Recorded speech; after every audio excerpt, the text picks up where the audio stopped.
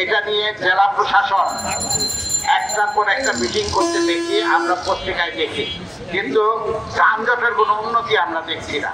কারণ মূল যে সমস্যা, সেই সমস্যার সমাধানের কোনো উদ্যোগ নাই। এই নাগরিক কমিটির পক্ষ থেকে আমরা চাষারায় দাঁড়িয়েছিলাম যে চাষারা থেকে বের হওয়া এবং চাষারায় ঢোকার জন্য যে মুখটা, সে মুখটা প্রশস্ত করা।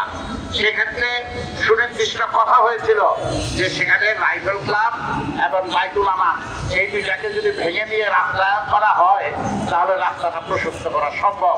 কিন্তু এই বিষয়ে প্রশাসন ব্যর্থতার পরিচয় দিচ্ছে। সেই ঢাকা থেকে যদি আপনি নারায়ণগঞ্জে আসেন, সেই গুলিস্তান থেকে আপনি চানমারি পর্যন্ত আসবেন যে সময়ে, আর সেখান থেকে নারায়ণগঞ্জের ভিতরে প্রবেশ করতে আপনার দ্বিগুণের বেশি সময় লাগবে। একই অবস্থা নারায়ণগঞ্জ থেকে বের হওয়ার সময়। আমরা আরেকটি কথা বলেছিলাম, চাষারা থেকে যে পাগলা ফতুল্লার যে রোডটা, যেটা পোস্তগোলা দিয়ে বেরিয়েছে, সেই রোডটার ক্ষেত্রে রাজবান্ধ এখানে একটা প্রতিবন্ধকতা, পুলিশ বাড়ির জায়গাটা একটা প্রতিবন্ধকতা। আমরা এই কথাটি বলছি, এটা ভেঙে দিয়ে রাস্তাটাকে প্রশস্ত করা, কিন্তু এই বিষয়ে আমরা কোনো উন্নতি দেখতে পাচ্ছি না। ফলে মূল প্রবেশের মুখ যদি পরিষ্কার না রাখা হয় তাহলে এই যানজট থেকে মুক্ত করা সম্ভব নয়। ফলে টোটকা উদ্যোগ, যেটা জেলা প্রশাসন 10 জন লোক নেয়, তাদের যে রিক্সা টাকা যেখানে পাম্প ছেড়ে দেয়, এটা সেটা করে আপনারা পারবেন না।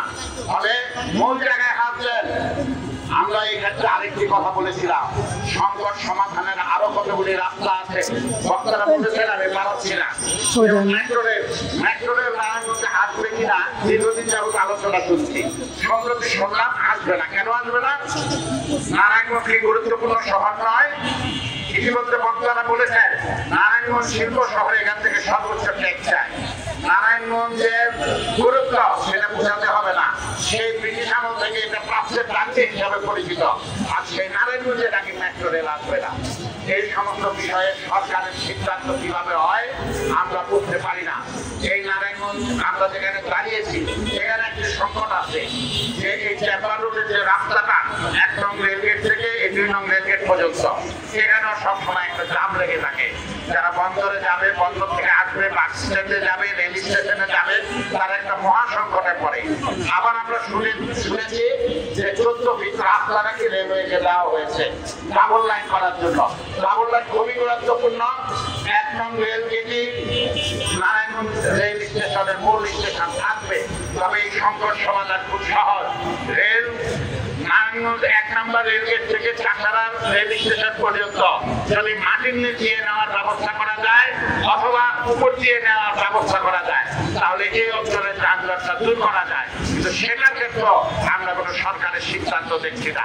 আমরা এই সমাবেশ থেকে পরিষ্কার বলতে চাই, রেল স্টেশন যেখানে আসবে সেখানে থাকবে, ডাবল লাইন অবশ্যই আসবে এবং এটা মাটির নিচে আসবে।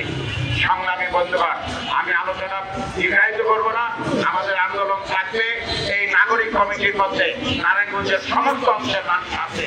আমরা আজকে আমাদের দাবিগুলো উত্থাপন করছি, আমাদের কর্মসূচি থাকবে। বিভিন্ন সংগঠনের পক্ষ থেকে, নাগরিক কমিটির পক্ষ থেকে আন্দোলন অব্যাহত থাকবে। আমি সকলকে বাংলাদেশের সমাজতান্ত্রিক দল মাসুদের পক্ষ থেকে অভিনন্দন জানিয়ে আমার বক্তব্য এখানে শেষ করছি।